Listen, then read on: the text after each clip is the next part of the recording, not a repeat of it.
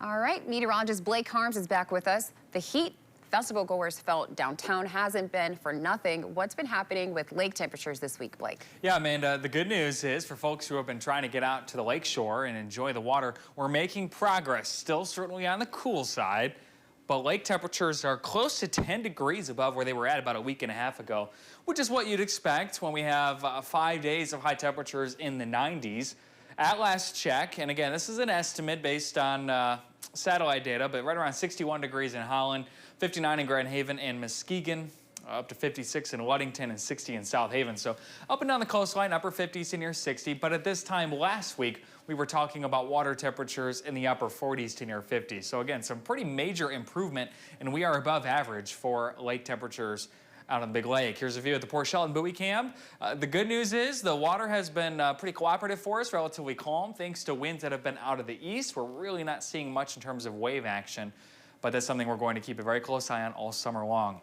We're at 80 degrees in Grand Rapids, 83 in Kalamazoo, 76 in South Haven, 84 in Holland and Muskegon, 72 up in Ludington. Storm Track Live shows very quiet conditions across the Great Lakes. We actually have a cold front situated just north of Lake Superior. This is going to be dropping through Michigan overnight tonight. Moisture is going to be on the downward trend, though, so we're not anticipating really any rain with that system. We are tracking hazy skies through at least Tuesday. Several batches of smoke rolling through thanks to the wildfires up in Quebec. Temperatures in the upper 70s to low 80s, which is just a few degrees above average for this time of year, along with a very low chance for rain. Until we get to next weekend, we are tracking the chance of a few showers and storms from late Saturday into early Sunday. It's still very early, as we all know, but we'll take any chance of rain we can get at this point, considering we are in our second driest stretch on record in Grand Rapids, 26 days with only 407 inches of precipitation. Here's a view at the Gerald R. Ford Airport. Hazy skies out there, but it's a nice day. Same thing out at Grand Valley's campus in Allendale. Nice to have the 90s out of here. Winds generally out of the northeast at about 5 to 10 miles per hour. Futurecast shows that cold front sagging south associated with this moisture, but it falls apart.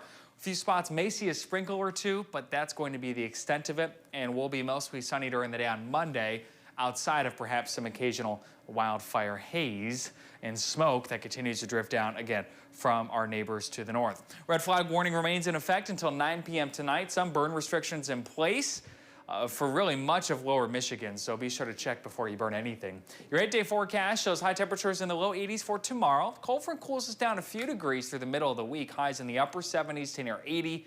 Very pleasant conditions throughout the work week. Again, we are tracking the potential of a few showers and storms Saturday night into Sunday. It's still pretty early, but again, we'll latch on to any precipitation chance we can get. Thankfully, no 90s in this forecast, so very seasonable temperatures and very pleasant conditions expected across West Michigan, Amanda. Yeah, definitely. We'll have to keep our fingers crossed that we get a few sprinkles to help out. We need all the help we can get in that department. Seriously. Thank you, Blake.